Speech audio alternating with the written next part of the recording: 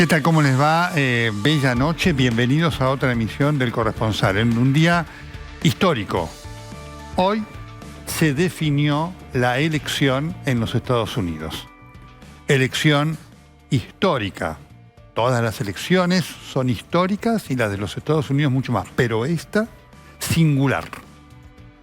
Con no solamente la agonía del recuento, sino la disputa y la tensión que todavía está en juego.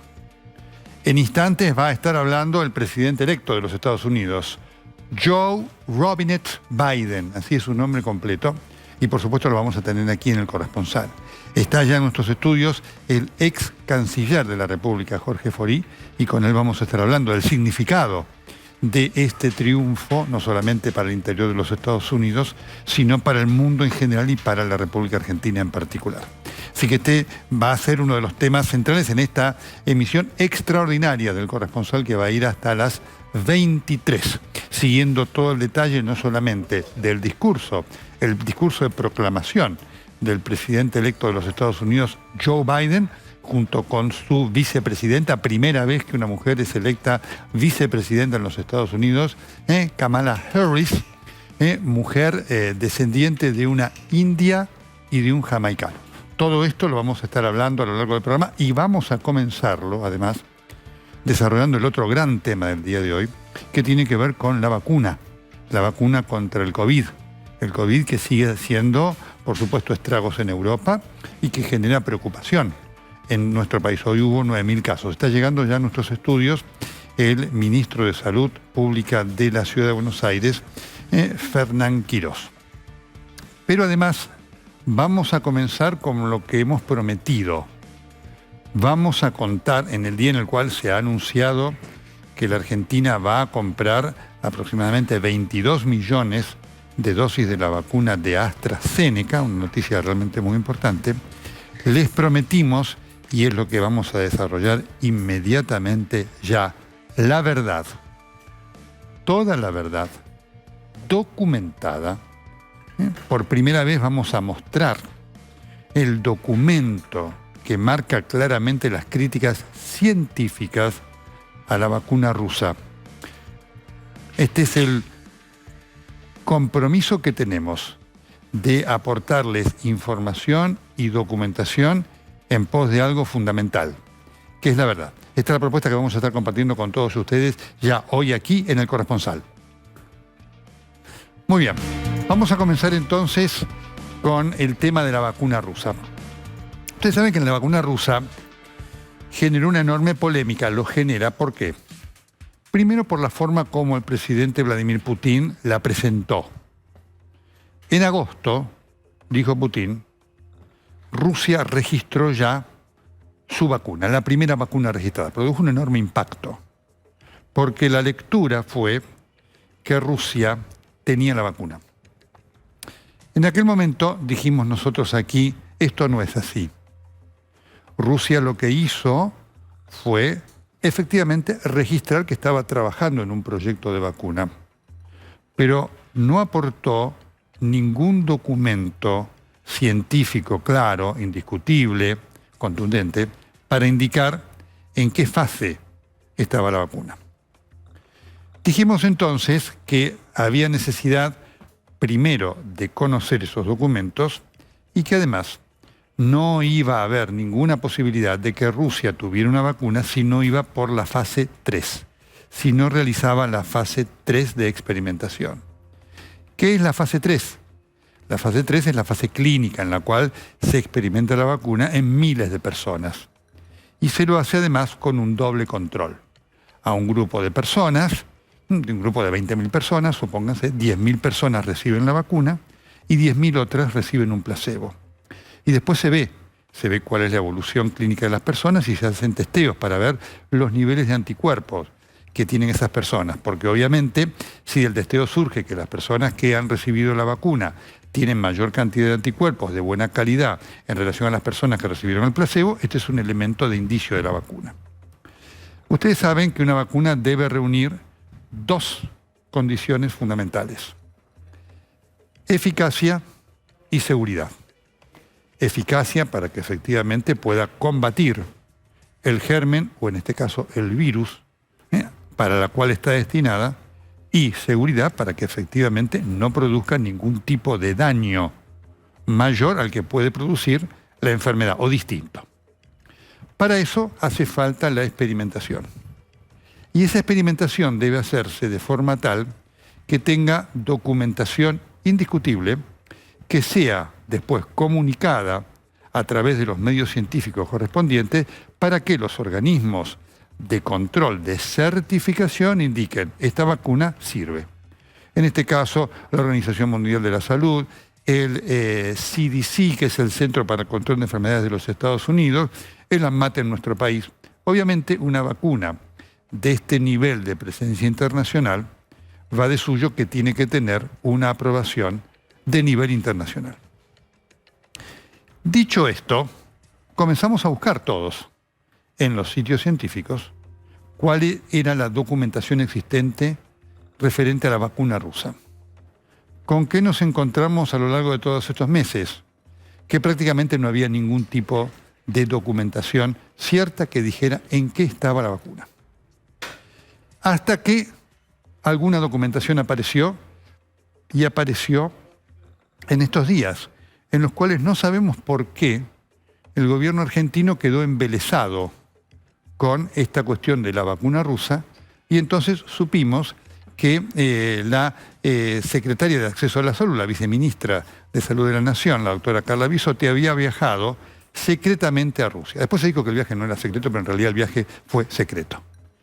Y ahí nos enteramos que la vacuna rusa estaba dentro del ámbito de las proyecciones del gobierno argentino. Van a hacer falta vacunas de todos lados. Y ojalá la vacuna rusa sea una vacuna tan buena como son o vayan a ser las otras. Pero el problema es que la vacuna rusa hoy no ofrece esta documentación de seguridad. Y buscando, entonces, nos encontramos con este documento que ya mismo le mostramos. Por favor, vamos a mostrar en pantalla el documento de la revista The Lancet. Ahí ustedes lo tienen. The Lancet es una revista de la élite médica internacional. Es una biblia médica y, por supuesto, tiene un valor referencial importantísimo. Ahí llegó entonces un artículo de un grupo de científicos soviéticos que se titulaba Seguridad e inmunogenicidad de la vacuna rusa, en la cual hablaba de las bondades de la vacuna rusa. Y entonces un grupo de revisores, la revista, dijo: bueno, esta es la información que nos mandan.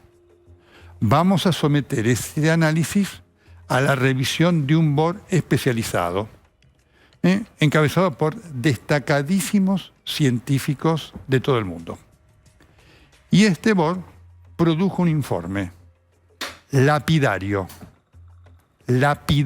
para la vacuna. Tan lapidario fue que, en lo que hemos podido saber en los comentarios off the record, el board de revisores se pregunta cómo una revista del prestigio de The Lancet publicó un artículo con tamaña falta de información. Quiero marcar, acá quiero poner el documento como elemento de referencia, ¿no? Voy a traducir las 3 o 4 cosas. Ya está el ministro de Salud de la Ciudad de Buenos Aires, Fernán Quirós, que por supuesto leyó este artículo, sin duda. Quiero marcar un primer dato, que no está consignado aquí, que pocos conocen. Un integrante muy importante del Instituto Gamaleya, el profesor Alexander Chichulin, renunció a su cargo porque indicó que la vacuna rusa se estaba investigando sin seguir los criterios éticos de procedimiento que marca la legislación de la Federación Rusa. El profesor denunció esto y, por supuesto, voló. Insisto, perteneciente al instituto donde se está investigando la vacuna. Voy entonces a los datos. Tengo acá el escrito, voy a traducirlo en los conceptos, pero quería mostrarlo para que ustedes vean el documento. Hay 3 cosas fundamentales que el board de revisores le critica al informe, a este artículo. El primero indica que hay errores metodológicos muy importantes en la incorporación de los testeos y de los pacientes voluntarios testeados. Ustedes saben que cuando a una persona se le da una inyección, una vacuna, se testean los niveles de anticuerpos. Para que los anticuerpos se formen desde el momento que se da esa vacuna, deben pasar más o menos unos 42, 45 días como mínimo. En la fecha de enrolamiento del artículo del estudio, que abarca a 72 pacientes, se menciona que el enrolamiento se produjo entre el 18 de junio y el 3 de agosto. Pero el artículo es del 4 de septiembre, con lo cual no se sabe si todos fueron el 18 de junio, el 20 de julio, el 3 de agosto, cuándo fueron. Por ende, no hay posibilidad de evaluar claramente que si tenían anticuerpos fuera por, fundamentalmente, el efecto de la vacuna. Creo que se entiende muy bien, es muy simple el elemento. Bien, sigo teniendo esto, ¿no es cierto? Otro de los puntos, y este lo dice, ¿qué es lo que se hizo? Se testeó a estos voluntarios a los cuales se le dio la vacuna con 4.187 personas que habían sufrido en Moscú la enfermedad y que se recuperaron del coronavirus. ¿No es cierto? Entonces, no está claro, fundamentalmente, no está claro cuál fue el nivel de anticuerpos que tenían los pacientes del testeo para demostrar si tenían más anticuerpos que los pacientes que habían sufrido la enfermedad. Y no estaba claro, inclusive, cuál era el nivel de anticuerpos que tenían todos estos pacientes. Por lo tanto, no se podía decir, lo traduzco, si los que habían recibido la vacuna tenían más anticuerpos o de mayor calidad que los que habían padecido la enfermedad. Ese es un error metodológico muy importante. El cuarto punto es que no queda claro en el artículo si el estudio pertenece a la fase 1, 2 de la primera fase o a la fase 2. Lo que está claro es que el estudio pertenece a una fase primaria y que no hay ningún estudio todavía de la fase 3 que el gobierno ruso se comprometió a realizar y por lo tanto sus resultados no se conocen. Hay un tercer punto que no está en este artículo, pero sí que está en un artículo dedicado al estudio de la genética y la ingeniería de vacunas. El gobierno ruso, que está haciendo mucho lobby por la vacuna, me entero el otro día me lo decía en el programa de Diego Seigman, que esto me está generando toda una presencia en las redes fenomenal de grupos que defienden la vacuna. Forma parte, cuando uno dice la verdad es esta, ¿no? Curiosamente, Rusia ofrece inmunidad por 2 años por la vacuna. Eso es una falacia, porque ninguna vacuna puede ofrecer nada en cuanto a tiempo, porque no se ha experimentado el tiempo. Es decir, se puede decir que una vacuna da inmunidad por 2 años si pasaron 2 años, en los cuales la vacuna se está aplicando y los grupos que la recibieron no la percibieron. Pero no pasaron 2 años. Este es uno de los problemas que tienen las vacunas. No se sabe si la inmunidad va a ser de 6 meses, 1 año o lo que fuere. Eso es una falacia importante que marcan en revistas científicas en relación con lo que promete el Fondo Directo de Inversión en Investigación de Rusia, que está haciendo un fuerte lobby por esto. Un dato más, para que ustedes vean este componente. Esto ha sido lo que hemos explicado desde el punto de vista científico. Que ustedes vieron aquí por primera vez, se ha mostrado en la televisión argentina el documento de la revista The Lancet con las críticas específicas, claras, concretas, documentadas a los informes sobre los supuestos beneficios de la vacuna rusa. Así que este es el valor de lo que hemos querido mostrar y lo que hemos querido hacer documentariamente. Un punto más, para que ustedes vean lo que está generándose luego del anuncio del gobierno argentino tan confuso, ¿no?, Primero que el viaje no había sido secreto, después que iban a comprar, el lunes el presidente dijo que iban a comprar 25 millones, después la vocería dijo que iban a ser 10 millones, después el presidente aclaró que iban a ser 50 millones. Parezco Tato Bores, como estoy hablando con esto, el inolvidable, ¿no es cierto? Después que iban a ser 12 millones y medio, bueno, finalmente que iba a ir para la provincia de Buenos Aires y Santa Cruz y no para el resto, un disparate absoluto. El fondo de apoyo directo a las investigaciones dijo que las encuestas dicen o muestran, para no ser redundante, fundamentalmente, que en Argentina hay un amplio consenso favorable a la vacuna rusa. Un disparate. No hay ninguna muestra de encuesta clara que marque eso. Y si precisamente algo está ocurriendo, es lo inverso.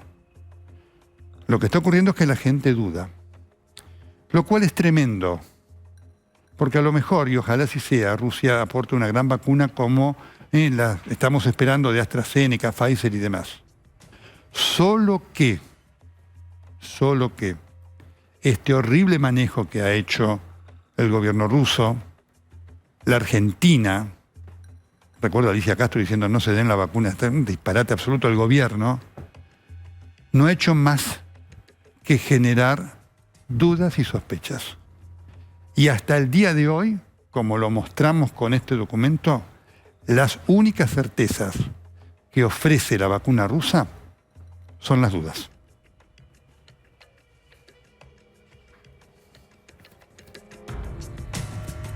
Muy bien, estamos viendo los casos.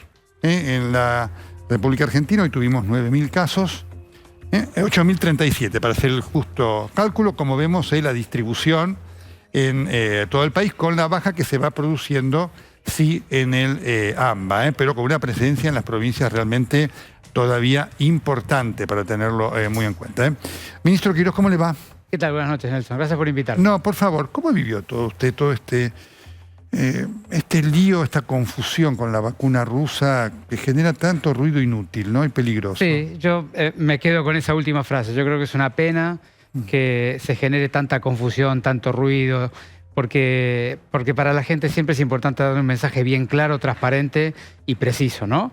Y en esto hay mucho debate, alguno de ellos que genera más duda, confusión y sobre todo preocupación a una ciudadanía que ya está profundamente preocupada y cansada de esta situación, ¿no? ¿Usted sabía el viaje a Rusia, de las gestiones allí? No, yo me enteré luego, cuando ellos ya habían vuelto. No lo sabía. ¿Ustedes van a tener opinión sobre esto en cuanto a la vacuna que se va a aplicar y demás? Mire, acá lo importante es, yo creo que usted hizo una descripción muy detallada sobre algunas observaciones metodológicas del fase 1 y fase 2 de esta vacuna. Me parece que lo importante aquí, en donde estamos en este momento, es ver la información de la fase 3, ¿no? Digamos, no solamente de esta, sino de todas. Y acá hay que ser muy preciso, como usted estaba diciendo, de no acelerar los tiempos y no pedirle o no hacerle de tal manera que no podamos evaluar, no tengamos el tiempo suficiente para evaluar cada una de ellas. La fase 3 va a ser muy contundente en términos de que la cantidad de personas, el tiempo de seguimiento es bastante importante y tendremos que ver cada una de ellas cómo van cumpliendo esa fase 3, intentando tener mucha prudencia con lo que se llaman los análisis interinos, ¿no? Digamos, porque también hay alguna intención por la necesidad de evaluar las vacunas, claro, de hacer cortes periódicos o previos. Hay que tener mucha prudencia con las conclusiones que se hacen de los análisis interinos de estas vacunas, ¿no? Sin duda. ¿Usted podría hacer una proyección de tiempo en la cual va a estar la vacuna disponible, por lo menos para los grupos de riesgo en principio? Bueno, por eso ese es un punto muy importante. Digamos, lo primero es que tenemos cierta claridad que entre los meses de febrero y marzo la Argentina tendrá acceso a algunas vacunas que ya llevan un tiempo de corrida de la fase 3 y están muy cerca del primer informe. Y luego está esta oportunidad de esta vacuna que hay que ver muy bien a qué tipo de análisis llega en los tiempos que están proponiendo, porque usted sabe perfectamente bien que empezaron el reclutamiento el 7 de septiembre. Así es. Con lo cual hay que ver muy bien en los próximos meses qué cantidad de personas han podido reclutar y sobre todo qué tiempo de seguimiento tienen, porque acá, Nelson, hay una cuestión que me parece importante decirle a la gente, es no se trata solamente... La fase 3 todos saben que es evaluación de eficacia y de seguridad. Correcto. Ahora, esa eficacia y seguridad, hay 2 o 3 cosas que son importantes que conteste. Y la primera, tal vez para mí la más relevante en términos del impacto de la vacuna, tiene que ver con saber si esta vacuna es eficaz en evitar la enfermedad, en qué proporción, o si es eficaz en evitar la forma grave de la enfermedad, pero no evita la enfermedad. Y no es un tema menor, porque claro por supuesto que, digamos, evitar las formas graves es muy importante para la salud de las personas, pero si no evita la enfermedad, la contagiosidad no se corta.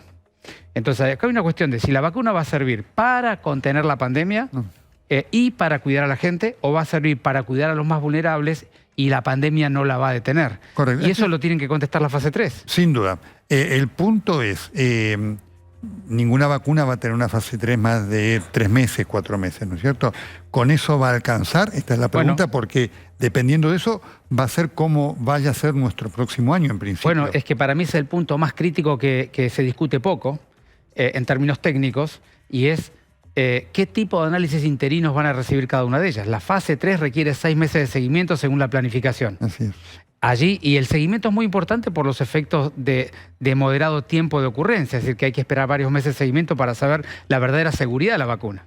Entonces uno puede hacer algunos análisis interinos algún mes previo, pero la cantidad de pacientes y cantidad de meses de seguimiento tiene que ser significativo. Entonces allí, digamos, yo creo que cuando se abran las fase 3 de estos análisis que están prometiendo para noviembre, para diciembre, vamos a ponernos una idea. Primero, si son análisis interinos o finales. Correcto. Segundo, si esos análisis interinos son suficientemente robustos, porque hay mucho debate técnico en el mundo sobre los análisis interinos y la robustez que tienen. Y en base a eso vamos a tener una opinión. Me parece que estamos discutiendo todavía si vamos a usar una vacuna cuando no sabemos verdaderamente qué tipo de análisis nos van a proponer, qué tipo de resultados tienen esos análisis, si evitan la forma grave o evitan la enfermedad y qué nivel de seguridad tienen las vacunas. ¿Buenos Aires va a optar por la Oxford? No, digamos, Buenos Aires es una jurisdicción dentro del país y el país tiene una regulación legal donde el Ministerio de Salud de la Nación determina la estrategia nacional.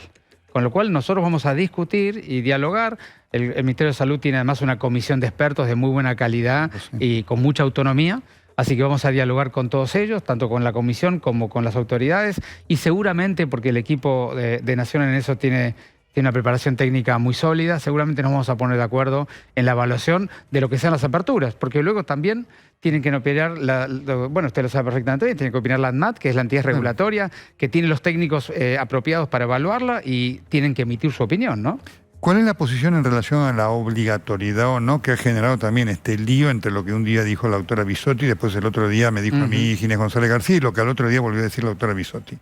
Digamos, yo creo que si nosotros somos suficientemente transparentes y claros en que los procesos de evaluación de los datos de las fases que presenten los laboratorios son apropiados y están a la vista y son suficientemente robustos, me parece que uno debería cumplir con la normativa nacional, que es cuando una vacuna entra en el calendario de vacunación, esa vacuna es obligatoria.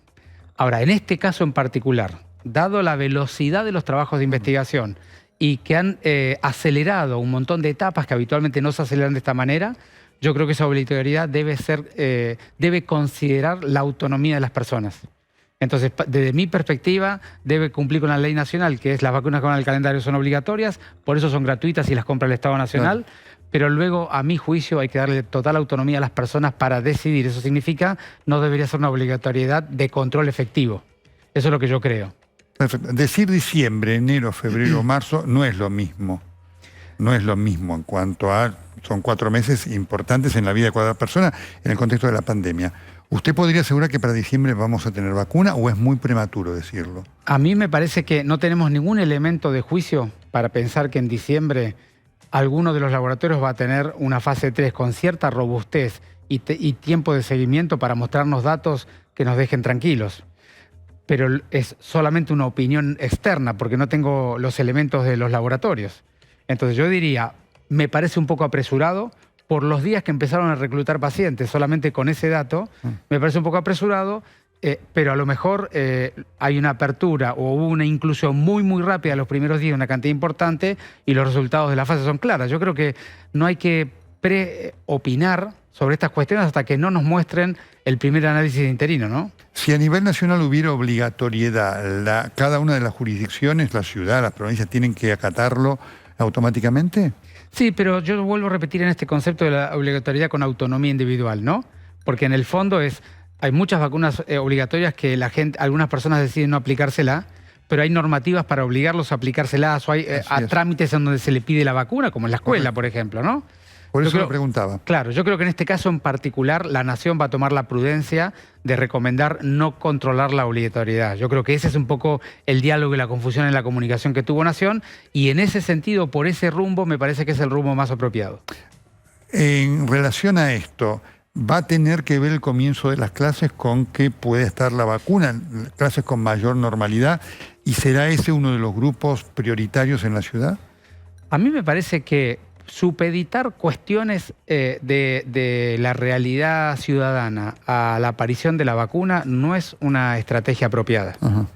Y explico por qué. Hoy no sabemos el efecto y la eficacia de las vacunas. Así es. Vuelvo a insistir, depende de la eficacia que tenga, la proporción de personas que prevengan la enfermedad, el tipo de prevención que genere, si es de la enfermedad o de la gravedad, ahí vamos a tener una idea del impacto de la vacuna. Pero es probable o es posible que tengamos una vacuna eficaz y que de todas maneras tengamos una segunda ola, que tendrá la ventaja de que el impacto sanitario va a ser muy inferior porque no va a generar tanto daño. Pero la vacuna no necesariamente disminuye la contagiosidad.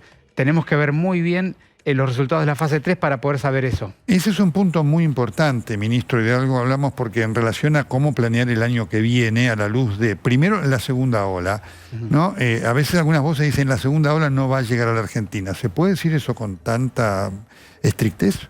No, no me parece prudente eso. Yo creo que nosotros tenemos, en esta pandemia tenemos la enorme ventaja que vemos una película que el primer acto ya ocurrió siempre y ocurre en Europa. Entonces nosotros lo primero que tenemos que hacer es aprender de la experiencia europea. ¿Qué nos mostró la experiencia europea y qué parte pudimos ver de esa experiencia aquí en la Ciudad de Buenos Aires? Es que la primera ola de la vacuna, la primera ola de la enfermedad ha sido una primera ola que ha sobre todo golpeado a la gente con dificultad socioeconómica, con hacinamiento, que vive en condiciones de muchas familias en algún lugar relativamente con lugares comunes, ha golpeado a los trabajadores de la salud, ha golpeado a las personas de los geriátricos, ha golpeado a las personas que están en cárceles, es decir, ha corrido por un perfil social muy determinado. Y ese grupo social tiene un nivel de seroprevalencia o de anticuerpos relativamente significativo, pero el resto de la sociedad ha tenido pequeña participación en esta primera ola. Entonces lo que sabemos es que la segunda ola europea no vino por esta dinámica social, sino por una segunda dinámica. Correcto. Que tuvo que ver con los cruces sociales en las vacaciones, con la hibridación o el compartir virus en diferentes lugares de Europa, y luego a la vuelta actividades de supercontagio. Fiestas, encuentros sociales, familiares, religiosos en lugares cerrados, donde hay mucha gente y está muy mal ventilado. Entonces la segunda ola tiene que ver con el supercontagio y el comportamiento social del supercontagio. Entonces nosotros para trabajar en la segunda ola tenemos que entender cómo se genera y por lo tanto ya tenemos que estar dialogando con la ciudadanía de que los lugares cerrados donde haya más de 10 personas, que no se ventile, son lugares que los tenemos que evitar. Eso es muy importante. Yo soy muy crítico de la cuarentena como se planeó en el largo plazo porque efectivamente no consideró la longitud y la necesidad de la convicción y se creyó en un momento que todo era con el paro y el temor. ¿Qué va a pasar con el transporte público? Bueno, el transporte público nosotros vamos a seguir sosteniendo la restricción para trabajadores esenciales todavía por un tiempo, porque el transporte público se comporta en alguna medida como un lugar de supercontagio, sobre todo aquellos transportes públicos como el subte, en particular, que tienen una ventilación externa relativamente pobre, salvo los nuevos coches más modernos, la mayoría tiene ventilación más bien interna, recicla. Entonces hay que tener muchísimo cuidado y por eso vamos a ir liberando el transporte público muy paulatinamente, de acuerdo a cómo evolucione por un lado la epidemia, pero por otro lado también a evaluaciones uno por uno, unidad por unidad de las capacidades de recambio de aire que tiene cada una de las unidades. Oye, ¿usted cómo observa la ciudadanía en relación a, digamos, este dato que usted acaba de dar como elemento muy importante, ¿no? El verano exige cuidados para evitar lo que no está pasando en Europa. ¿Cómo lo observa hoy a la ciudadanía para esto y cómo entiende que la ciudad va a actuar frente a esto porque turistas van a venir? Yo lo primero que siempre digo y tengo para decir de la ciudadanía porteña que ha tenido un nivel de responsabilidad enorme Y nosotros estamos orgullosos por el vínculo que entablamos entre el gobierno y la ciudadanía de cómo íbamos a transitar este proceso.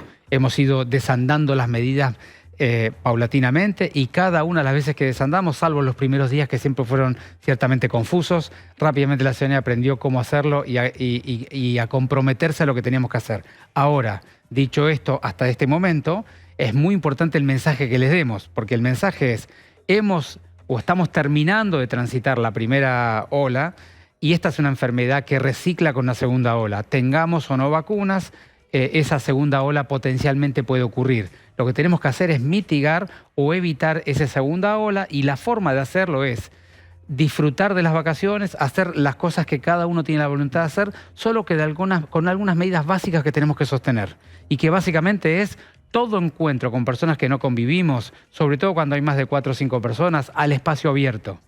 Cuando usar el tapaboca, mantener el 1,5 metros. Espacio abierto con tapaboca y 1,5 metros son los elementos más importantes para evitar esto. Y si por algún motivo no podemos hacer eso y estamos adentro de un lugar cerrado, abrir rápidamente para empar las ventanas y las puertas. En dos preguntas finales. Ayer hubo una protesta en frente a la casa de Diego Santilli, más allá del lugar, yo lo critico como tal, pero la protesta es válida, de enfermeros y personal de salud, bregando por los reconocimientos de puestos y demás, para lo cual tienen razón. ¿Cómo va a seguir esto? Bueno, ese es un punto muy importante, Nelson, y si yo puedo aclarártelo bien en detalle.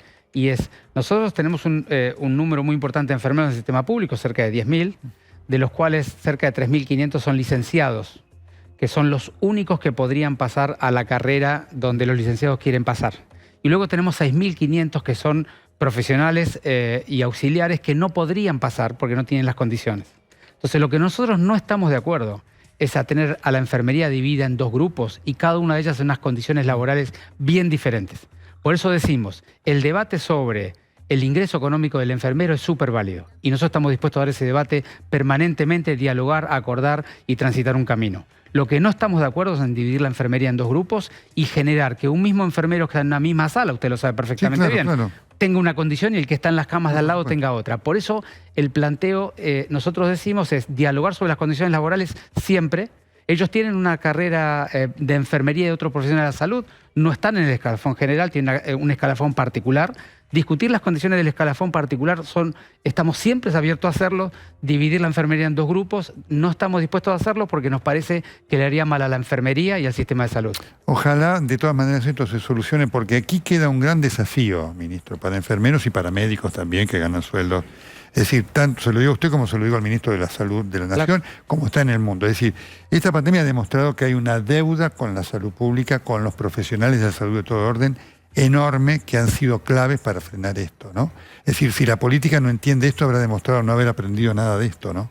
No tengo ninguna duda de ello, Nelson. Yo creo que esta pandemia vino a demostrar que los gobiernos tenemos que tener un ojo puesto en los presupuestos de salud, y los funcionarios que estamos de turno en los ministerios de salud tenemos que invertirlo de manera apropiada en términos del bien social y el cuidado de los trabajadores. Ojalá así sea. Ministro Quirós, muchas gracias. Por favor, gracias a usted. Perfecto, muy bien. Este es el tema, ¿no es cierto?, de enorme importancia para nuestras vidas, y este mensaje que quedó, ¿no? Llegarán las vacunas, pero el año que viene nos vamos a tener que seguir cuidando hasta que la eficacia, seguridad, dimensión de la protección que dé la vacuna se termine de evaluar. Esto es muy importante. Ya vamos con el tema de Estados Unidos.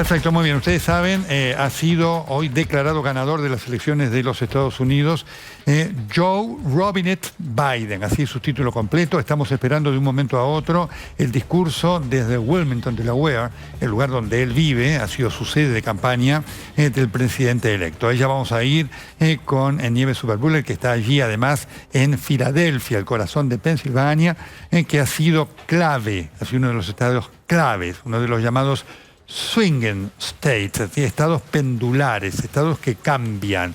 Una vez vota demócrata, otra vez votan republicanos.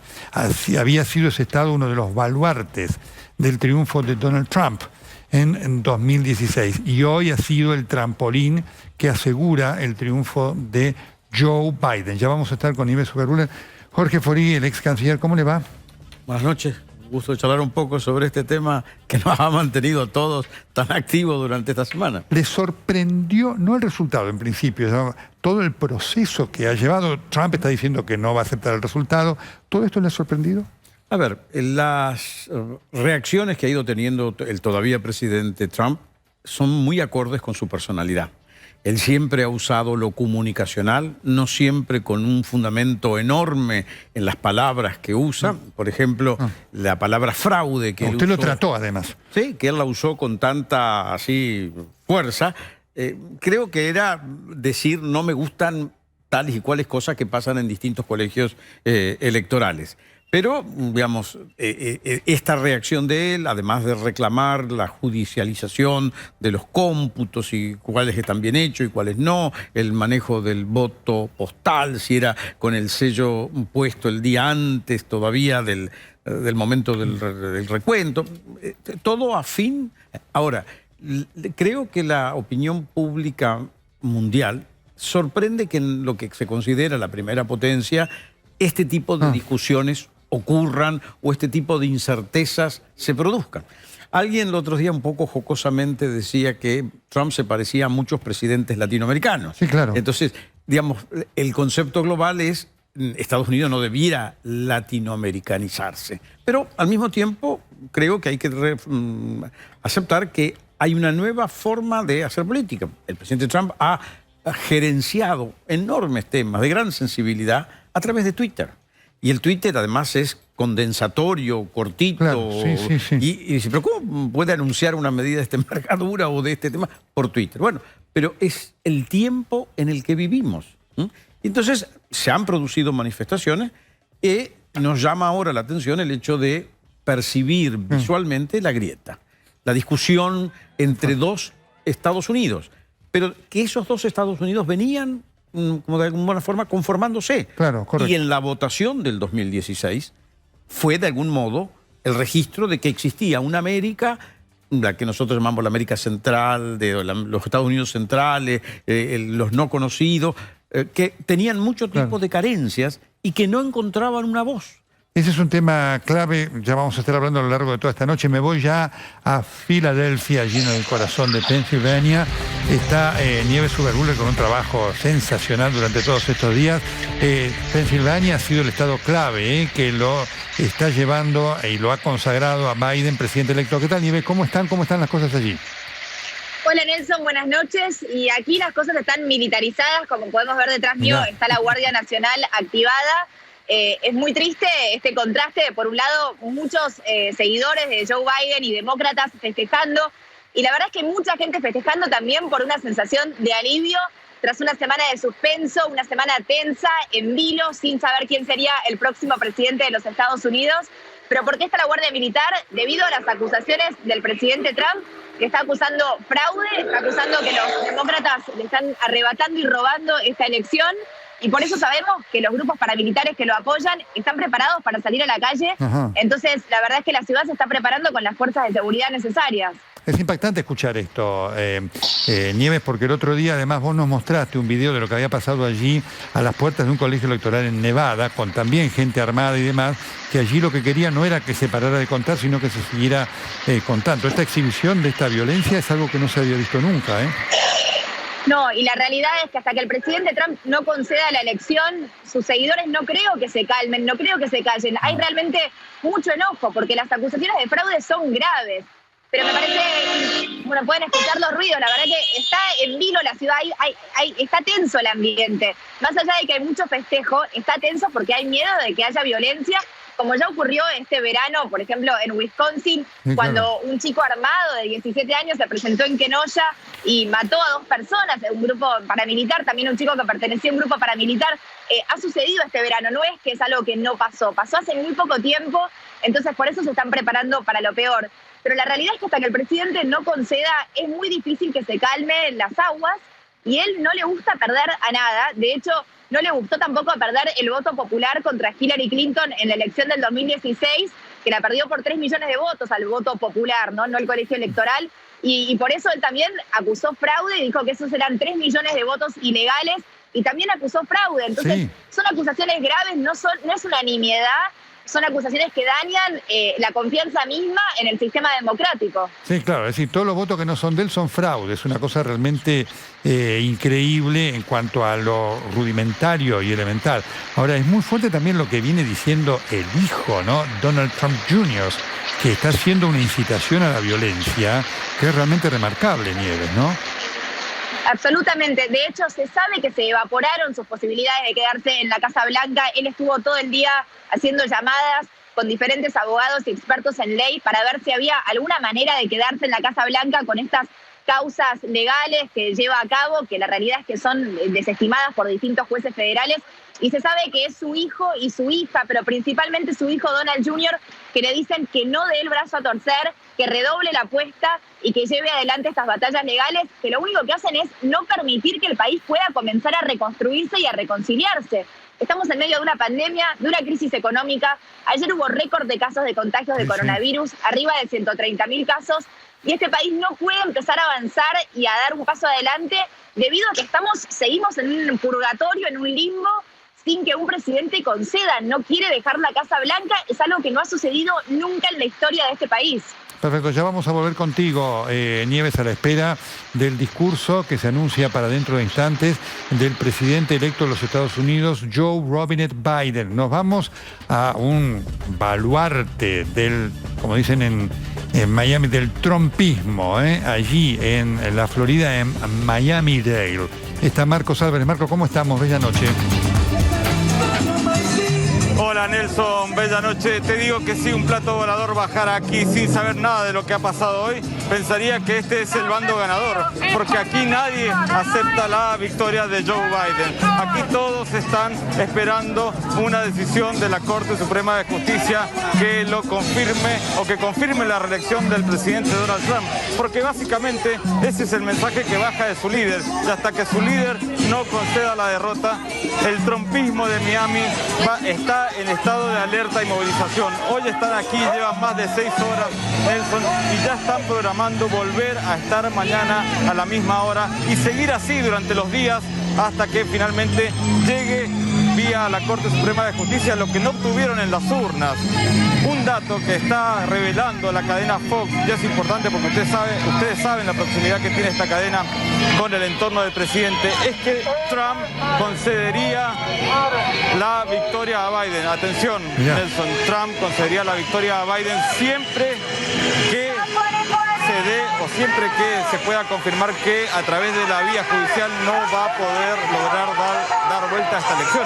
Así que hay que tomarlo con pinzas porque, bueno, ustedes saben cuál es la personalidad del presidente Donald Trump y tal vez por allí es que podamos entender por qué todavía no concede esta derrota, porque recordemos que Trump entró a la historia como un outsider que venció a la política, como un outsider de la política que llegó al poder y se está yendo con la mancha de ser uno de los pocos presidentes que no ha logrado reelegirse, Nelson. Perfecto, fantástico. Ya vamos a volver contigo, Marcos Álvarez, allí en Miami-Dade, que es un bastión del trumpismo, como dicen allí, del trumpismo. Sí, estamos esperando de un momento a otro la palabra del presidente electo de los Estados Unidos, Joe Robinette Biden. Nos vamos a la pausa viendo el tuit del presidente Donald Trump. Yo gané. A los observadores no se les permitió entrar en el salón de recuento.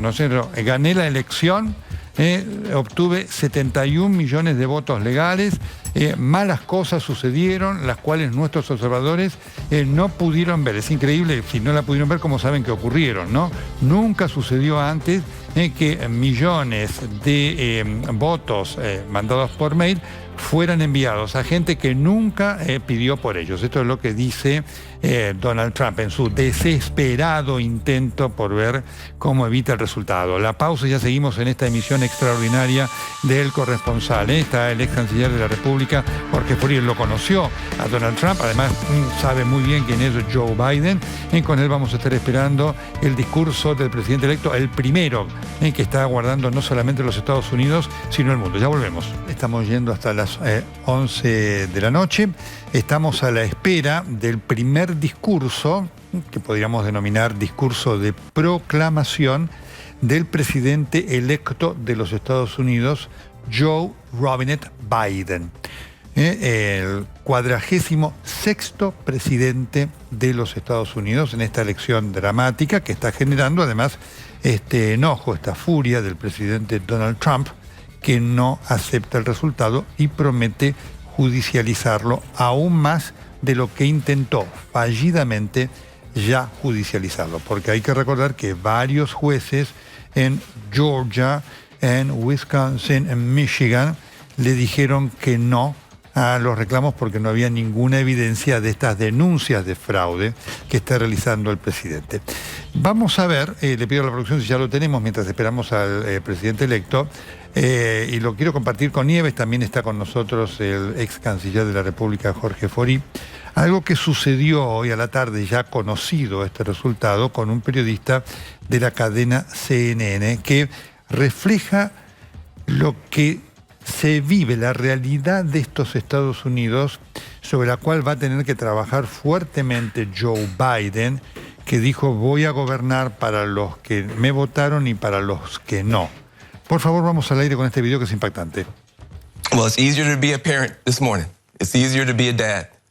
It's easier to tell your kids character matters. It matters. Telling the truth matters. Being a good person matters. And it's easier for a whole lot of people. If you're Muslim in this country, you don't have to worry if the president doesn't want you here. If you're an immigrant, you don't have to worry if the president's going to be happier to have babies snatched away or send dreamers back for no reason. This is vindication for a lot of people who have really suffered. You know, the I can't breathe. You know, that wasn't just George Floyd. That was a lot of people that felt that they couldn't breathe. Every day you're waking up and you're getting these tweets and you just don't know, and you're going to the store and people who have been afraid to show their racism are getting nastier and nastier to you, and you're worried about your kids and you're worried about your sister. And can she just go to Walmart and get back into her car without somebody saying something to her? And you spent so much of your life energy just trying to hold it together. And this is a big deal for us just to be able to get some peace and have a chance for a reset. And the character of the country matters. And being a good man matters. You know, I just want my sons to look at this. Look at this. You know, it's easy to do it the cheap way and get away with stuff, but it comes back around. It comes back around. And this is a good day for this country. I'm sorry for the people who lost. For them, it's not a good day. But for a whole lot of people, it's a good day.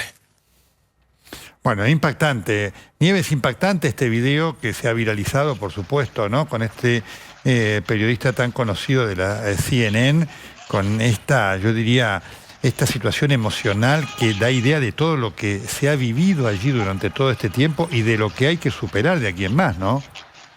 Absolutamente, Nelson. La verdad es que Estados Unidos es un país dividido, eso es innegable y está más polarizado que nunca. Yo creo que el presidente Trump exacerbó diferencias y divisiones que ya existían, el racismo ya existía, y él lo explotó de una forma muy hábil políticamente y exacerbó estas divisiones. En estos 4 años, la verdad es que por un lado bloqueó la entrada de personas provenientes de países musulmanes.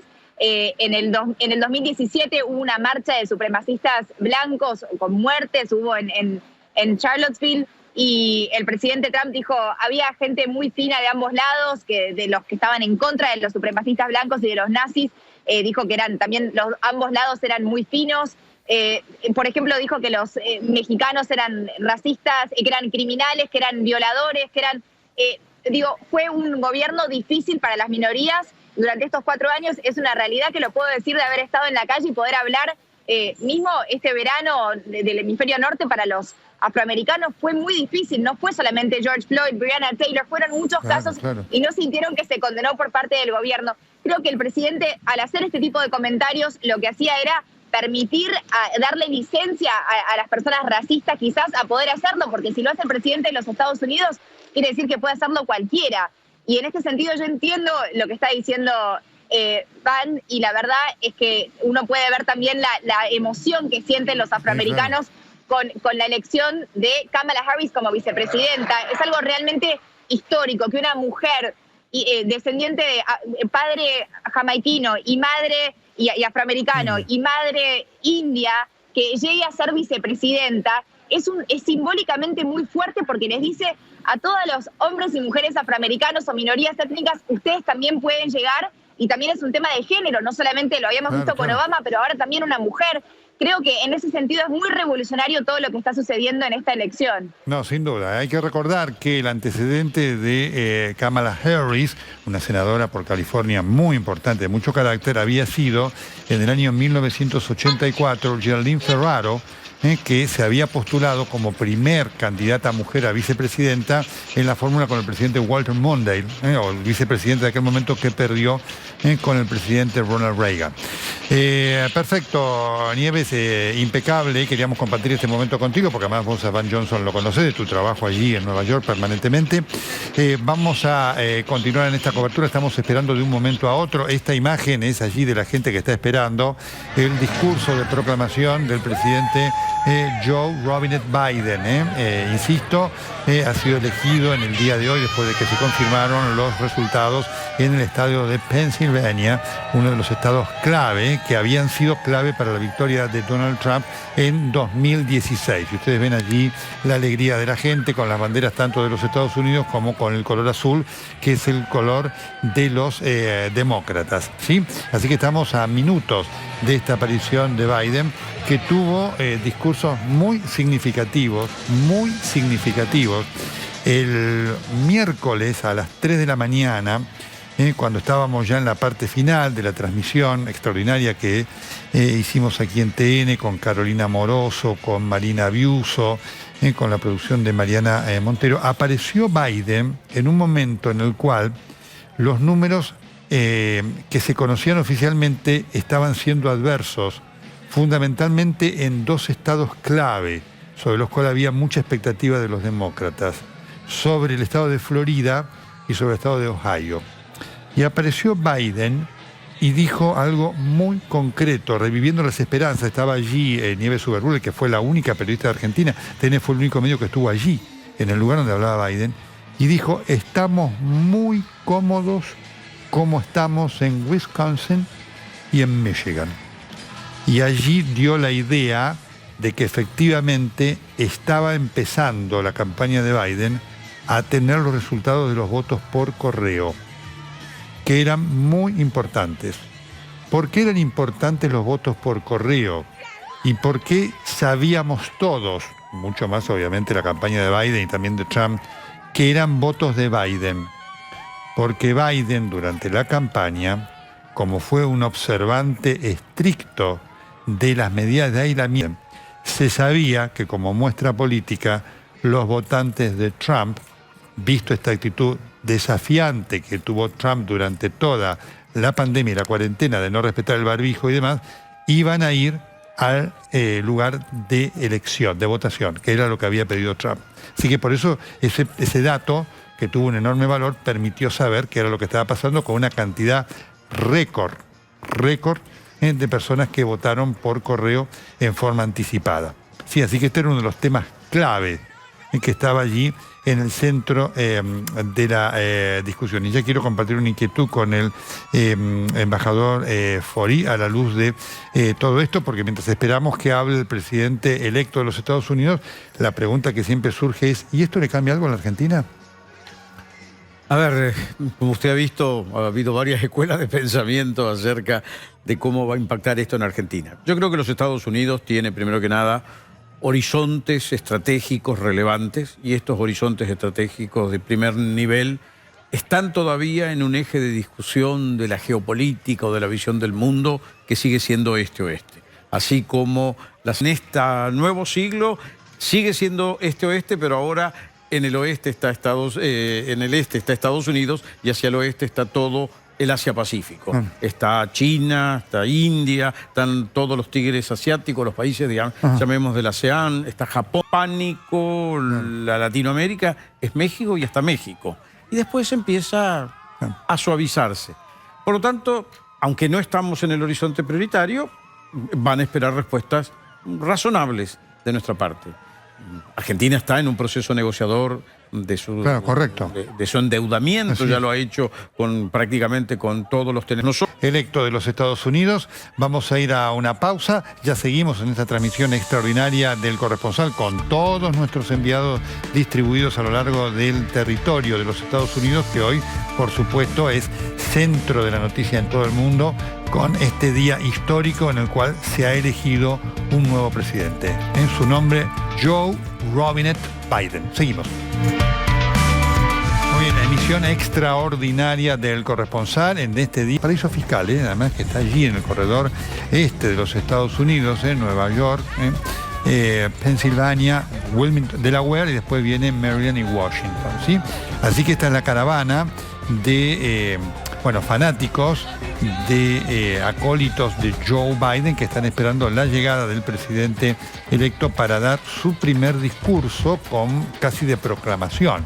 Habitualmente en los Estados Unidos lo que se estila, es que el perdedor da primero lo que se llama el discurso de concesión, es decir, le concede al rival la victoria y entonces el rival victorioso gana. Si no es lo que está ocurriendo esto. Vamos ahora a Washington. Perfecto. Aldana, ¿cómo estamos? Bella noche. Contanos cómo está la capital de los Estados Unidos. Hola Nelson, buenas noches. En Washington la gente sigue festejando, sigue en la calle frente a la Casa Blanca, sigue llegando más gente, de hecho. Está un poco más tranquilo que durante la tarde o durante el mediodía, pero de hecho sigue llegando gente cada tanto, se quedan un rato, festejan y se vuelven a ir, y de hecho después sigue llegando gente nueva. Washington, la verdad es que, como veníamos contando en estos días, no solo es una ciudad súper demócrata, con lo cual este festejo era esperado, sino que también hay que pensar lo que pasó hace unos meses en esta ciudad, en este mismo lugar, frente a la Casa Blanca, en el cual hubo protestas masivas contra la violencia policial, y además una protesta en particular que fue duramente reprimida para que Donald Trump pudiera salir de la Casa Blanca, cruzar la plaza que está frente a la Casa Blanca y sacarse una foto con una Biblia. No sé si recordamos esa imagen. Por supuesto, fue impactante. Bien. Exactamente. Washington, la verdad es que no perdonó eso, y acá está desahogando todo lo que tenía reprimido desde ese momento y festejando que ahora Biden será el nuevo presidente de Estados Unidos. Aldana, el presidente Trump hoy pasó el día jugando al golf allí en Virginia. ¿Ya volvió a la Casa Blanca o va a permanecer fuera del DC? En la Casa Blanca. Sí, ya volvió a la Casa Blanca más temprano, hará un par de horas que ya está de vuelta en la Casa Blanca. Cuando volvía, de hecho, vio todos los festejos que hay en esta zona, exactamente. Y de hecho, después de eso, tuiteó, lo vimos comunicarse a través de Twitter, como es usual, como es una de las costumbres que tiene él, quejándose del fraude, insistiendo en que él ganó la elección. Entonces, eso es lo que sabemos del presidente. Sabemos que no hay ningún tipo de plan de reconocer la derrota, que, como vos decías, es una de las costumbres en Estados Unidos como para cerrar lo que es todo el momento de la elección, ¿no? Una vez que el que pierde reconoce la derrota, entonces el que gana puede salir a celebrar, y eso un poco termina todo lo que tiene que ver con las elecciones, y después todo lo que viene con el colegio electoral, que pasa un poco desapercibido, ¿no? Porque ya lo más importante ya sucedió. Eso no hay ningún tipo de plan desde la Casa Blanca como para que Trump reconozca la derrota y que tampoco continúe otras costumbres como, por ejemplo, invitar al presidente electo a la Casa Blanca. Tampoco es que Biden lo necesita, digo, ya fue vicepresidente, ya conoce la Casa Blanca, entonces, claro. Entonces eso también en ese caso también estaría rompiendo las tradiciones y las costumbres en Estados Unidos. Perfecto, estamos atentos entonces a lo que esté pasando allí en esa noche de verdadera fiesta en Washington, D.C., muy fuerte. Además, es muy interesante el tuit de Donald Trump, todo en mayúsculas, es decir, un grito, así una cosa bien agresiva, ¿no es cierto? Declarándose ganador. Y bien, es muy interesante verlo, Aldana, porque bien falta de fundamento. Cuando dice, mis observadores dicen que hay fraude, pero no pudieron ver lo que estaba pasando. Es una contradicción fenomenal de la falta de fundamentos, ¿no? Exactamente, la verdad es que la campaña de Trump y Trump mismo insisten con esta idea del fraude, pero a la vista todavía no hay ningún tipo de evidencia o algún tipo de prueba. Una de las cosas que ellos marcaban, por ejemplo, en el conteo en Michigan, se sabe que fue un error en realidad, no una idea de fraude. Eso es también la discusión que hay, ¿no?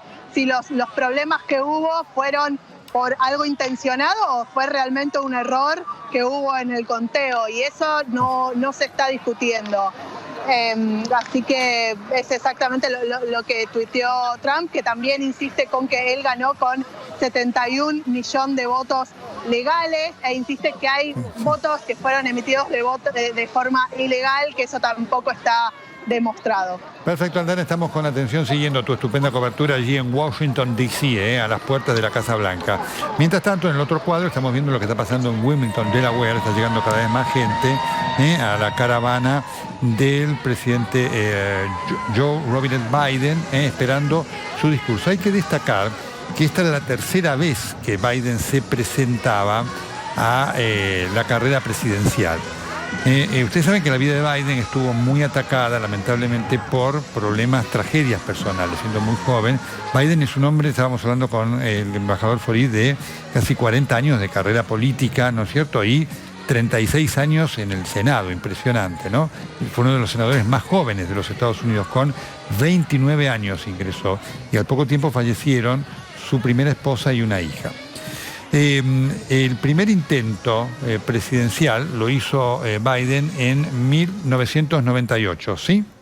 Y después el segundo en 2008, cuando en la primaria ganó Obama, que después lo eligió como compañero de fórmula. Y Obama hubiera querido que Biden fuera el candidato en 2016. Pero ocurrió que en 2015 murió su hijo, un hijo muy querido. Y entonces Biden dijo que se retiraba de la política. Miren ustedes lo que el destino ha jugado, ¿no es cierto?, para este hombre que ya en el ostracismo volvió para generar algún tipo de expectativa y unidad en el Partido Demócrata, y hoy es el presidente electo de los Estados Unidos. Una historia de novela. Perfecto, la pausa y ya seguimos. Estamos esperando de un minuto a otro el discurso de proclamación del presidente electo de los Estados Unidos, Joe Robinette Biden. Cobertura extraordinaria y programa especial de El Corresponsal aquí por TN. Todos nosotros trabajando para todos ustedes. Ya volvemos. Estamos esperando de un momento a otro el discurso de proclamación del presidente electo de los Estados Unidos, Joe Robinette Biden. Ya me voy en un minuto con Marcos Álvarez a la Florida. Estamos con el ex canciller Jorge Farid. Un dato también importante. Biden es el primer presidente católico de los Estados Unidos después de John Fitzgerald Kennedy. Desde la década del 60 no había en los Estados Unidos un presidente católico, con lo que esto significa desde el punto de vista interno y lo que significa en la relación entre los Estados Unidos y el Vaticano, visto lo que había sido la compleja relación entre Donald Trump y el Papa Francisco. Vuelvo con vos, Marcos, allí en Miami, contamos. En La Habana, porque la gente está la gente está muy intolerante. Un equipo de Telemundo encabezado por nuestro colega argentino Alejandro Sturris se tuvo que ir porque lo acosaban mucho. Ustedes saben que todos los trumpistas están muy enfrentados con los medios tradicionales de aquí, del sur de la Florida, Telemundo y Univisión. Y eso obviamente es un mensaje que baja desde el propio Trump. Te digo que yo estuve en el último meeting que hizo en el aeropuerto de Opa-locka, juntó más de 15.000 personas, y en varios momentos de ese rally le pidió a la gente y le señaló a la gente que en los corralitos de prensa estaban los fakes media, y de repente 15.000 personas se dieron vuelta a insultarnos a todos los periodistas que estábamos allí. Y entonces eso es algo que continúa, y nuestros colegas, Alejandro Sturris, repito, que tuvo una larga trayectoria en la televisión argentina, Sí, claro. se tuvo que retirar de aquí, lo tuvo que custodiar la guardia de la patrulla caminera y de la policía que están aquí.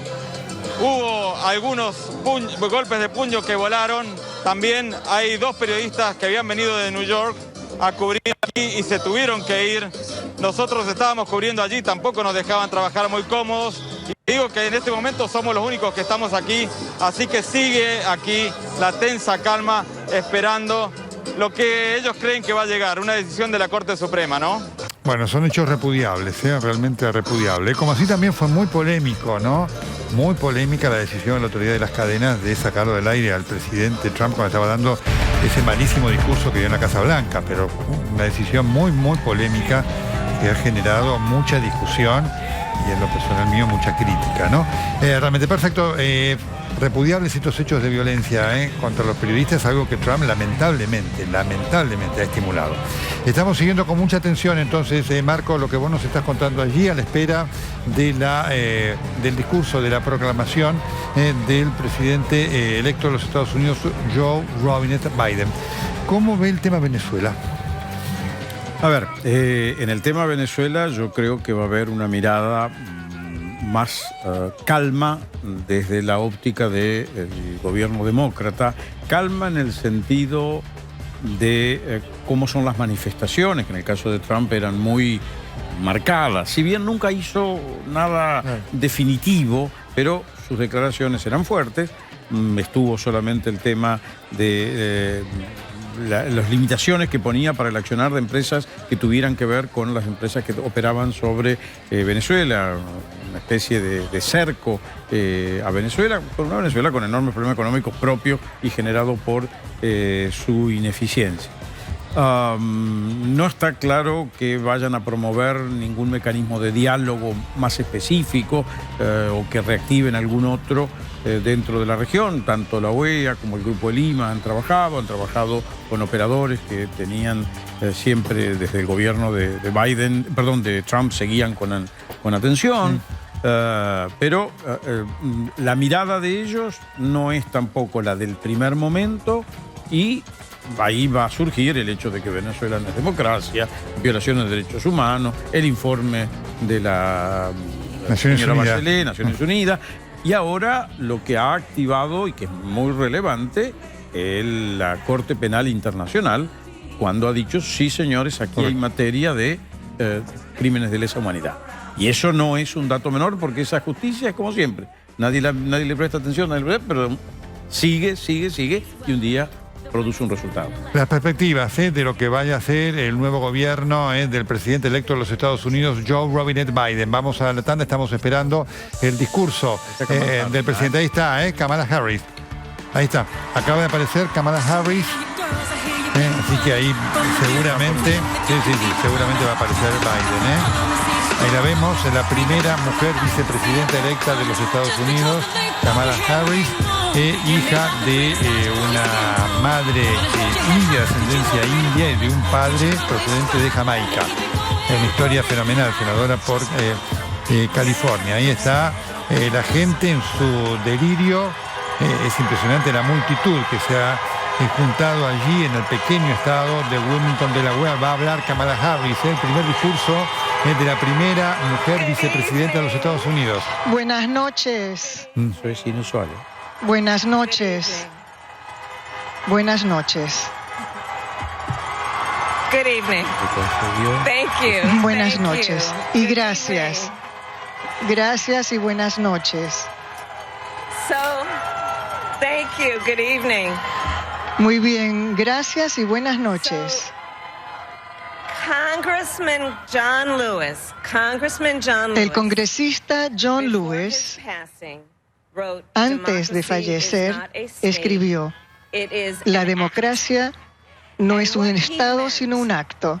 Y lo que quiso decir con eso es que la democracia de Estados Unidos no está garantizada. Su solidez depende de nuestra disposición de luchar por ella,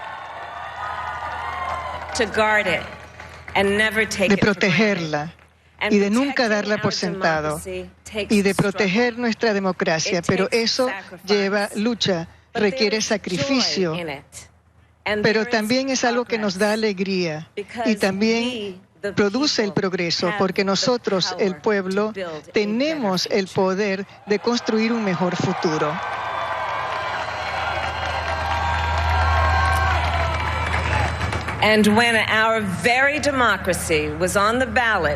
Y cuando la democracia estaba en la papeleta de votación durante esta elección, el alma de los Estados Unidos estaba en juego y el mundo observaba. Y mientras tanto, ustedes trajeron un nuevo día para los Estados Unidos.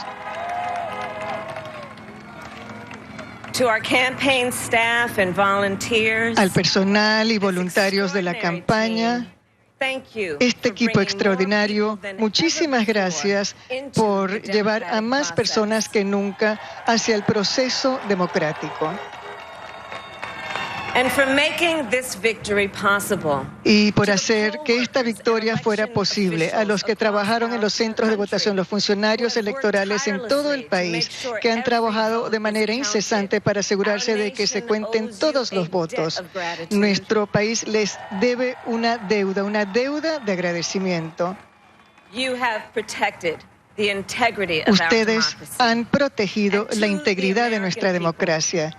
Y al pueblo de los Estados Unidos, que integra a este país maravilloso, muchas gracias por ir a votar en cifras sin precedentes para hacer que se escucharan sus voces. Y sé que estas épocas han sido difíciles, sobre todo los últimos meses. El dolor, la tristeza, la preocupación, la lucha. Pero también hemos sido testigos del valor que han demostrado ustedes, su resiliencia y la generosidad de su espíritu. Durante 4 años, ustedes desfilaron y se organizaron a favor de la igualdad y la justicia, a favor de nuestras vidas y a favor de nuestro planeta. Y luego ustedes votaron.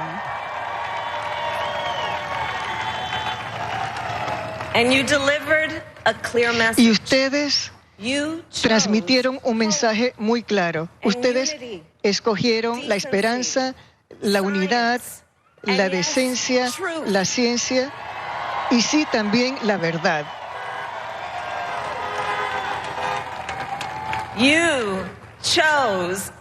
Ustedes escogieron a Joe Biden como el próximo presidente de los Estados Unidos de Norteamérica.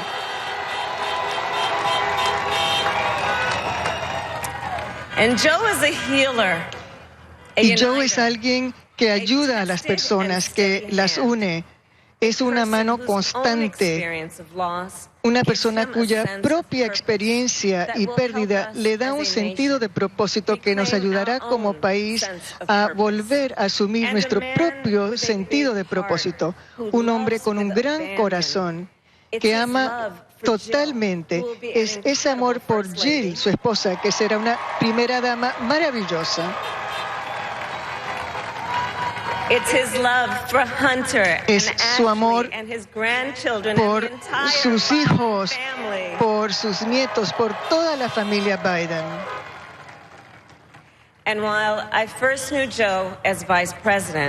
Yo, cuando primero conocí a Joe como vicepresidente, pero realmente lo terminé conociendo como un padre que amaba a Bo, nuestro amigo que recordamos aquí hoy, y a mi marido Doug, And our children, Cole and Ella, nuestros hijos, Maya, Cole y Ella, y mi hermana Maya, y a toda la familia. Los quiero a todos muchísimo. We are so grateful to Joe and Jill. Realmente nos sentimos agradecidos a Joe y a Jill por haber dado la bienvenida a nuestra familia en este recorrido tan maravilloso, y a la mujer más responsable por mi presencia hoy, a mi madre, Shamala, que siempre está aquí en nuestro corazón. Cuando ella vino aquí de la India, cuando tenía 19 años de edad, quizás nunca se imaginó que ocurriría este momento, pero realmente ella estaba ella quería muchísimo en Estados Unidos, en donde este momento podría ser realidad. Y estoy pensando en ella y en la generación de mujeres negras,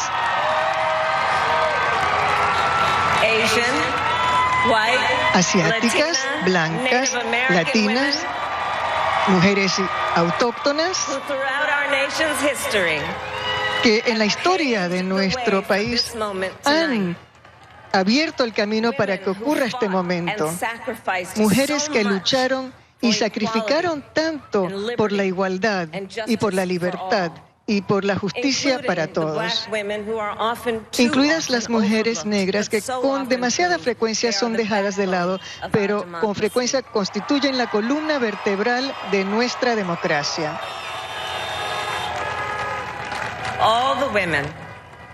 Todas las mujeres que han trabajado para proteger el derecho al voto desde hace más de un siglo. Hace 100 años fue que se aprobó la enmienda número 19. Hace 55 años se aprobó la ley de votación, de derechos de votación. Y ahora, con una nueva generación de mujeres en este país, ellas emitieron su voto y siguen luchando por su derecho fundamental de votar y ser escuchadas.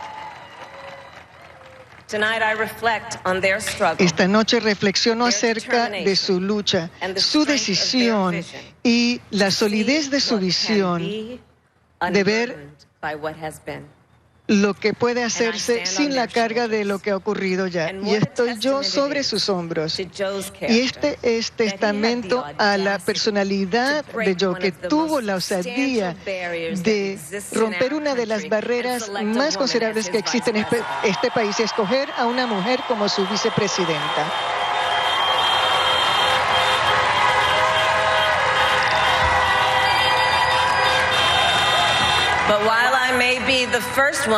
Pero aunque quizás sea la primera mujer en este cargo, no seré la última.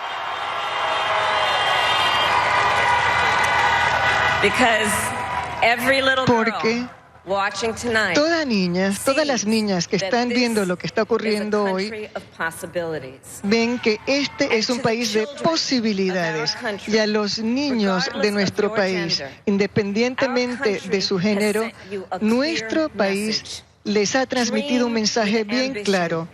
Sueñen con ambición, lideren con convicción y véanse a sí mismos de una manera que quizás otros no los vean. Quizás porque nunca lo habían visto antes, pero sepan que nosotros los aplaudiremos en todos los momentos. Y al pueblo de los Estados Unidos, independientemente de la persona por quien hayan votado, yo trataré de ser una vicepresidenta como fue Joe, vicepresidente para el presidente Obama, leal, honesta y lista, levantándome todos los días pensando en ustedes y en sus familias, porque ahora es cuando empieza el trabajo real, el trabajo difícil, el trabajo necesario, el buen trabajo, el trabajo esencial para salvar vidas y derrotar esta epidemia, reconstruir la economía para que funcione para todos, eliminar el racismo sistémico en nuestro sistema judicial y en nuestra sociedad. También hay que enfrentar la crisis climática, hay que unir al país y realmente curar el alma de nuestro país. Y el camino que tenemos por delante no será fácil. Pero Estados Unidos está lista. Y también lo está Joe y lo estoy yo.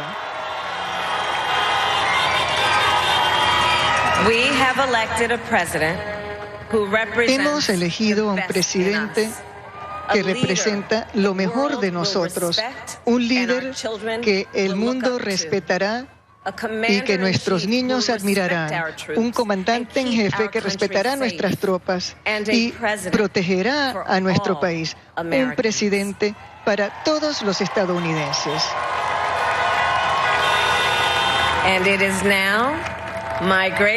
Y ahora es un gran honor para mí poder presentarles al presidente electo de los Estados Unidos de Norteamérica, Joe Biden.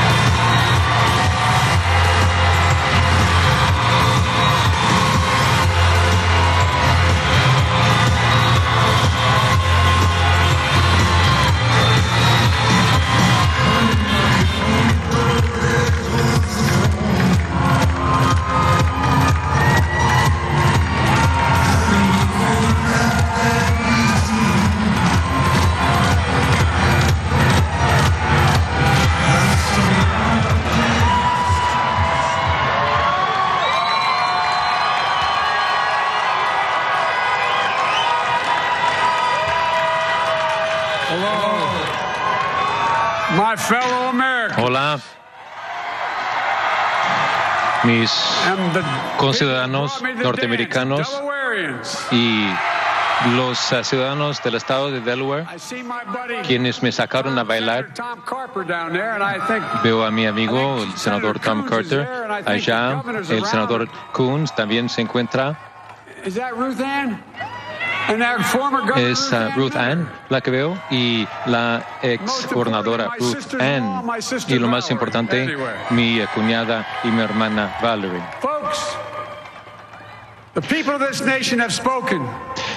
El pueblo de este país ha hablado. Nos han transmitido una victoria clara, una victoria convincente, contundente, una victoria para nosotros, el pueblo.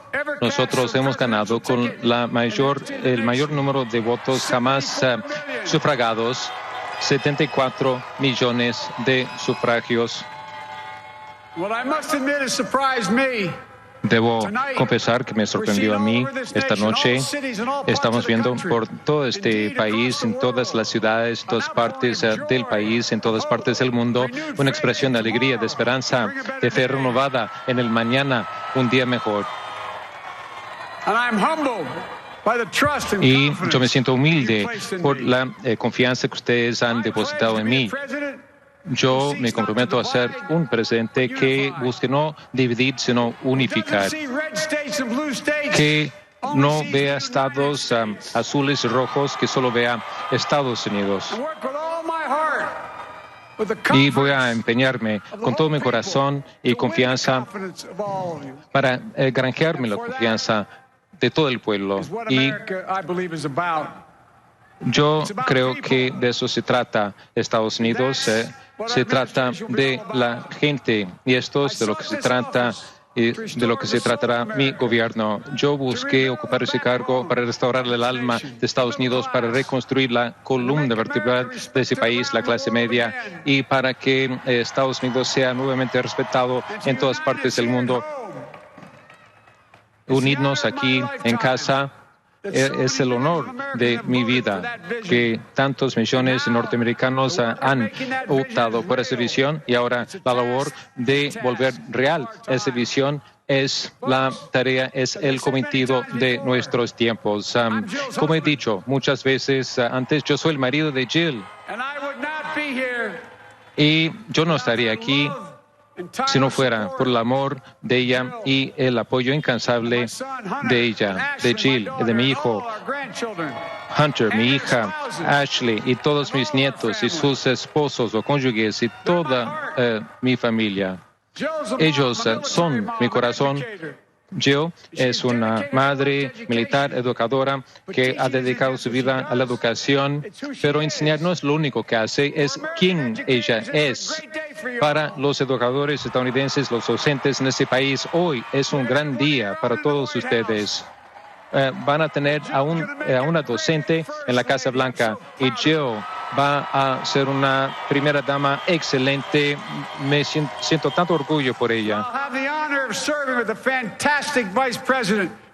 Y también ustedes acaban de escuchar de parte de Kamala Harris que será una vicepresidenta excelente.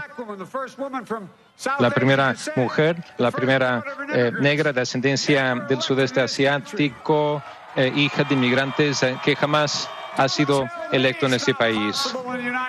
No me digan a mí que no es posible en Estados Unidos hacer esto. Ya era hora de que sucediera. Se me recuerda esta noche a aquellos que han luchado tantos años para lograr esto. Y una vez más, la tendencia en Estados Unidos se inclina hacia la justicia. Kamala, su familia, o sea, ya no hay escapatoria. Todos los que han trabajado en los puestos de votación durante la pandemia, a los que ocupan cargos electivos, se merecen un agradecimiento de todo el país. Y a mi equipo de campaña, a todos los voluntarios que han dado tanto de sí para volver posible este momento. Yo les debo todo. Y todos aquellos que nos han apoyado, yo me enorgullezco de la campaña que nosotros llevamos a cabo, de la coalición que hemos creado, la coalición más amplia, más diversificada en la historia.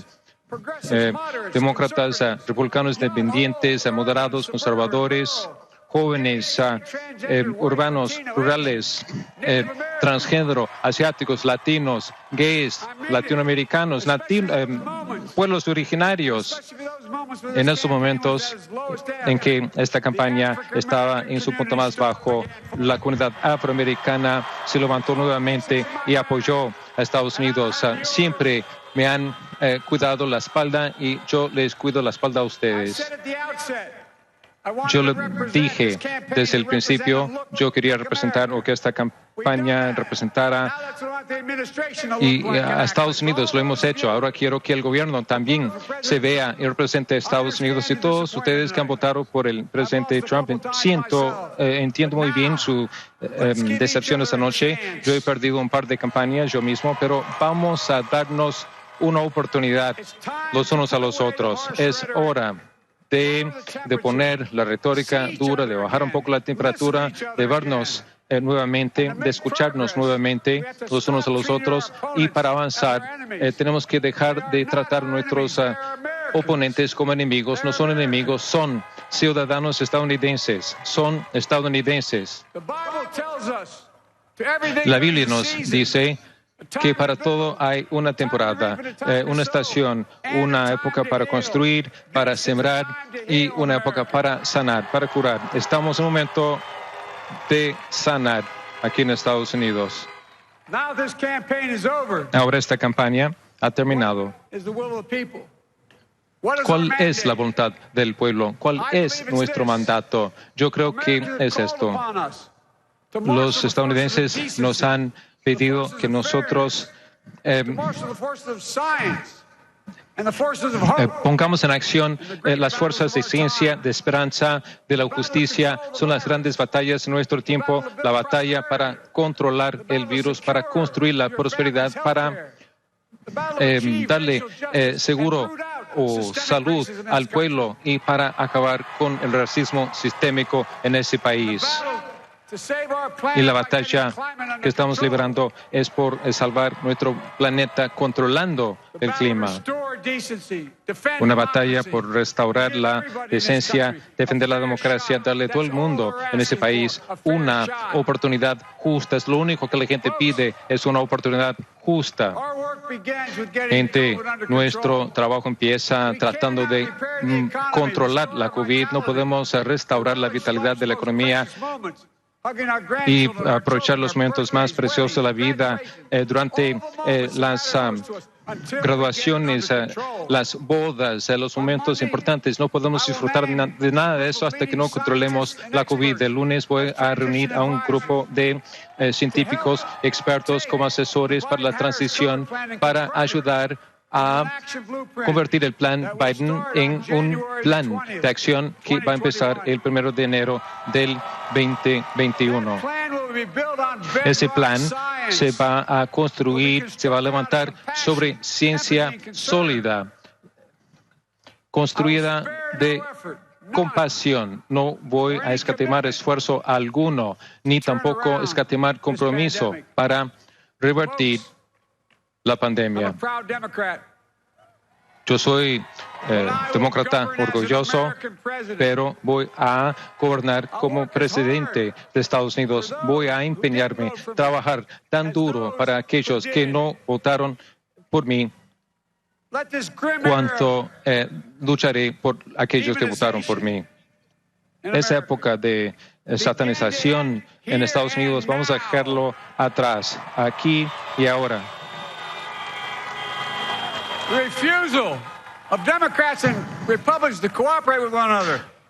La negativa de que los demócratas republicanos cooperen los unos con los otros es una decisión, una elección, una decisión que tomamos. Si decidimos no cooperar, entonces podemos decidir cooperar. Y yo creo que es esto parte del mandato que el pueblo estadounidense nos ha dado. El pueblo norteamericano quiere que cooperemos en aras de sus intereses. Es esa la elección que yo hago. Y insto al Congreso, demócratas, republicanos, por igual, que lo hagan.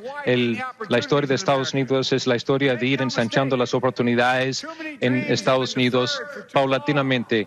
Y demasiados sueños se han postergado durante demasiado tiempo. Nosotros tenemos que volver reales las promesas para todo el mundo en el país, independientemente de su etnicidad, discapacidad, identidad, raza. Estados Unidos siempre se ha formado por puntos de inflexión, momentos en el tiempo en que tomamos decisiones duras sobre quiénes somos y qué es lo que nos proponemos hacer. Lincoln, en 1860, salvó la Unión. FDR, en 32, prometió un nuevo trato a un país. JFK en 60, que se comprometió a presentar un nuevo horizonte, y hace 12 años cuando Barack Obama nos dijo que sí se puede.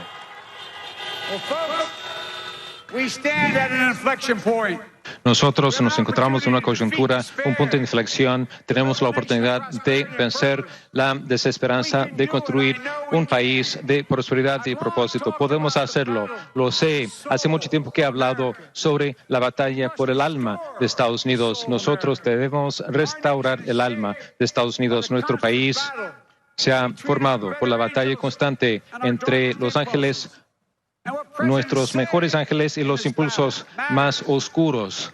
Y lo que decimos en esa batalla importa. Es hora de que prevalezcan nuestros ángeles superiores. Esta noche todo el mundo nos está mirando. Y yo creo que cuando actuamos de la mejor forma, nosotros somos un faro para el mundo. Vamos a liderar no tan solo con el ejemplo de nuestro poder o potencia, sino por la potencia de nuestro buen ejemplo. Siempre he creído, muchos me han escuchado decirlo, siempre he dicho que podemos definir Estados Unidos por una sola palabra: posibilidad.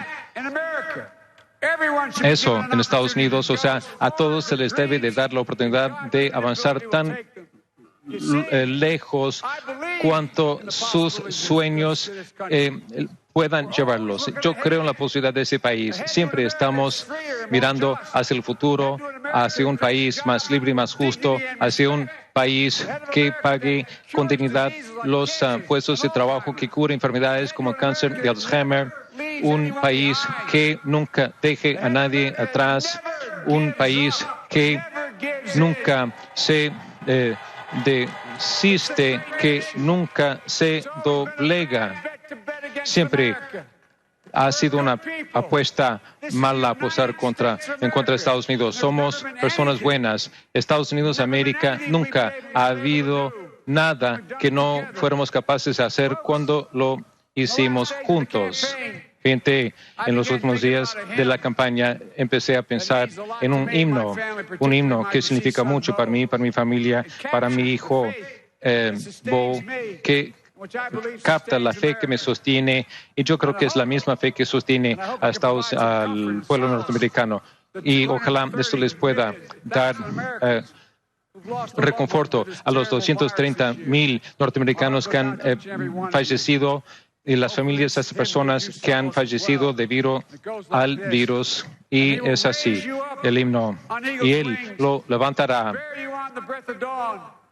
Él lo va a cargar en el albor y va a hacer una seña como el sol y abrazarlo en la palma de su mano. Y sobre las alas de un ángel nosotros nos embarcamos en el labor que Dios se pide que hagamos con corazones llenos y manos estables, con fe en los ciudadanos y en nosotros mismos, amor al país, una sed por la justicia, que seamos la nación que sabemos que podemos ser, una nación unida, curada, fortalecida, Estados Unidos de Norteamericana. Señores y señores, nunca ha habido algo que hayamos tratado de hacer que no conseguimos hacer. Como mi abuelo decía, cuando yo salí de su casa, cuando yo era un niño en Scranton, dijo, Joey, mantenga la fe. Y mi abuela decía, no, Joey, esparza la fe. Que Dios los quiera a todos, que Dios bendiga a Estados Unidos y que proteja a nuestros militares. Gracias.